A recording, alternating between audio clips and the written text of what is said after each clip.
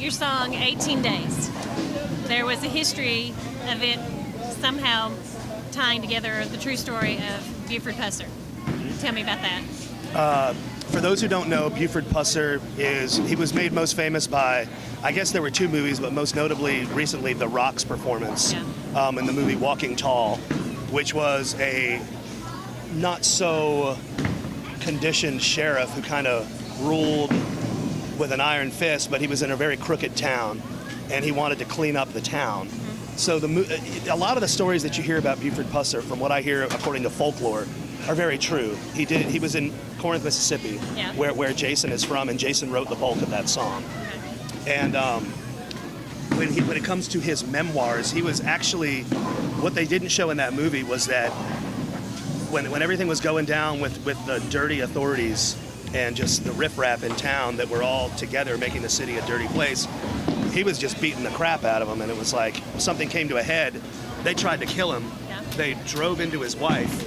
They drove into his car, and his wife was killed on impact. And he was sent to St. Jude Hospital in Memphis, where I live. And he was in a coma. He was in really bad shape, and they'd shot him in the face.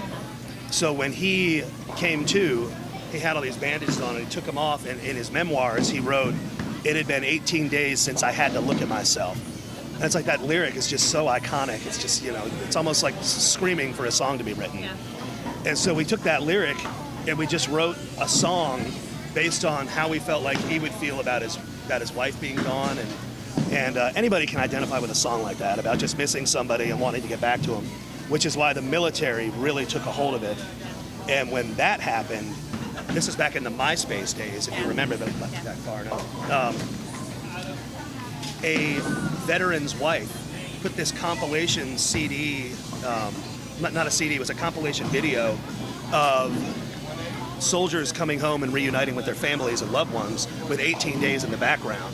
And it was just the power of it. I mean, it would put a lump in your throat. If you have, a heart in your body, it'll make you just kind of emotional. And the military really took hold of that song, and so they were asking us to do stuff, and I'm sure we're a very military involved band, and all of our families have fought in various wars for generations. So we've always appreciated the military, and it just seemed like an opportune time to let a good song be taken by somebody. It should be taken by the military, because they need hope that their lives are still at home for them when they come home. So that song really worked out for everyone, because it really kept the military's spirits about them. Like kids half my age over there risking their life for our country. They want to come home and know that they're still loved and cared for. And for us, it was just a great song that kept us relevant. So that's the story of 18 Days. I was just wondering if that was true or not. Well, thank you so much for sitting down with me. You're very welcome. I appreciate you taking the time tonight. Fist bump. And I expect a kick-ass show. I'm about to start drinking whiskey. It's going to be amazing. All right.